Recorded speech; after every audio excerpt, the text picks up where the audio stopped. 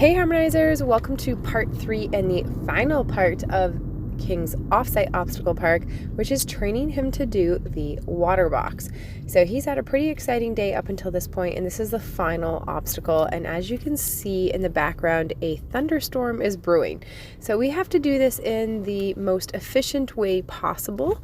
So what we're having happen is another horse walk through the water first.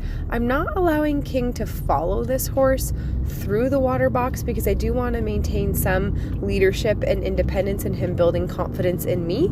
But the other horse walking through the water box is showing him that it splashes a little bit, he gets to hear it, he gets to kind of see the water move, so it kind of speeds that process up of him needing to investigate it on his own. And so you'll notice the other horse is going to walk back and forth several times, so I'm very grateful that there was a horse there that had already spent a long time working on the water box and is now confident and able to go through, and they were willing to help me out. And this is not always the smartest thing to do, is approach a situation when you don't have a lot of time to work through it. But it wasn't raining yet, and the thunderstorm was in the distance, and I thought, I'm going to let King kind of tell me how far we can get. I'd love for him to walk through the water box, but ultimately I'm, not rushing him. We're going to just speed things up in the sense of this other horse gets to walk through the box and gets to show him that whole part. And then I'll start asking him to try it a little bit more. And you can see I'm keeping him really straight and I'm asking him to try. And he's kind of arching his head and looking, and he's backing up right now because he's saying, I don't know that I can do that right now. It's a little bit scary. So I asked the girl that had the horse that was really confident, I said, can you just keep kind of walking him through every now and again, just to kind of help King get a sense to see it a little bit more. And I didn't know how far we were going to get. If he was going to just touch the water, then okay, he would touch the water. If he was going to actually put a foot in it, I wasn't really sure.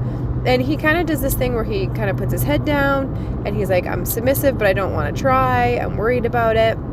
And you can see I'm just sitting there really relaxed and just keeping his nose straight and focused on the situation.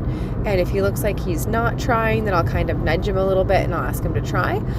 But even though we don't have a lot of time, I'm still being patient with him. And even if a thunderstorm started to come down now and we didn't have any time to finish anything, I would still be able to walk away on this note, having a positive experience for my horse, because I'm being careful not to push him to a point where he's not ready to. So he's kind of thinking about it, and it's kind of funny because you'll see the progression through this video, but literally at the end of this video it started to spit a little bit and we rushed over to the trailer, quickly got my saddle off, and then it started to pour. Like, I got King in the trailer and then it just, like, we just barely beat this thunderstorm. And I was just like, well, I'd really like for him to have this opportunity. This water box is very challenging because you can see the water's kind of dark, and because it's in a box and it's a bit of a step down, it's a little bit more spooky because the horses have a very hard time judging the depth perception. They're not really sure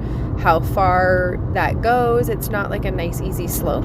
But for the Thoroughbred makeover, he is going to have to walk into water. There's always walking into the water at the Rolex, there's no longer called Rolex, but at the Kentucky Horse Park, the eventing water there is always part of the trail course.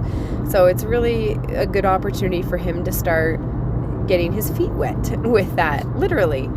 So this is good. He's starting to kind of get a little bit closer. You can see I'm giving him a little scratch there, reassuring him that he's doing good things.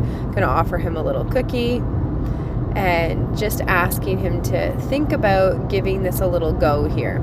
And I've decided to ask him to go the short way across, so that way it doesn't seem so daunting for him, a task, and that it's not like he's thinking he's got to go across such a long distance. So we've set it up for success in that regard, that it's just the short way through the water box, asking him to try. And you can see he kind of chickens out a little bit, and I just keep his nose straight. I don't have spurs on, I don't have a crop, we're not beating him through this obstacle. I'm really just trying to give him his head.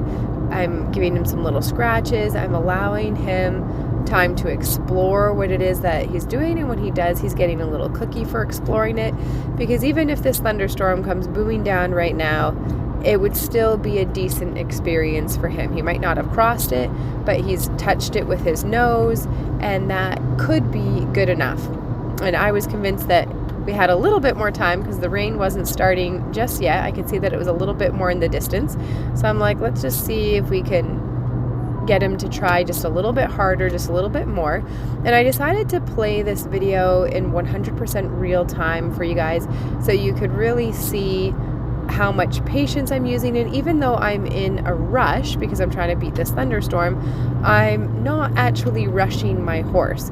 I'm willing to accept wherever it is that he offers to me. And you can see when he stops trying, he tries to just eat the grass or kind of avoid the question, I redirect his nose and I keep him straight. Or here when he's backing up, I kind of use a little bit of leg pressure, and I'll kind of zigzag him a little bit there to get him back at the base of this thing. But I'm not getting aggressive with him or anything like that. Sometimes in the other videos I speed it up because I don't want you to be having to watch the same thing for an entire 10-minute video.